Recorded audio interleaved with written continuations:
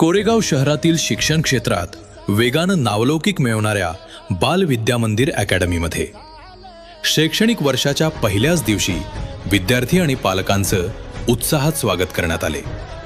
फुलांची आकर्षक सजावट, सुंदर रांगोळ्या आणि आनंदी वातावरणात प्रत्येक विद्यार्थी आणि पालकाला हापूस आंब्याचं रोप भेट देत पर्यावरण संवर्धनाचा अनोखा संदेश देण्यात आला।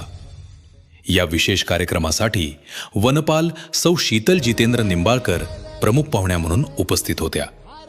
संस्थेचे अध्यक्ष बाळासो अशोक सनस, प्रमुख संचालिका नूतन सनस, माजी नगरसेवक महेंद्र पवार आणि विकास सनस यांच्या मार्गदर्शनाखाली कार्यक्रम उत्साहात पार पडला।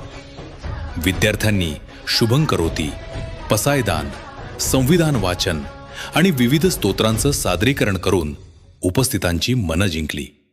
यावेळी विद्यार्थ्यांच्या सर्वांगीण विकासासाठी राबवण्यात येणाऱ्या विविध शैक्षणिक उपक्रमांची माहितीही पालकांना देण्यात आली।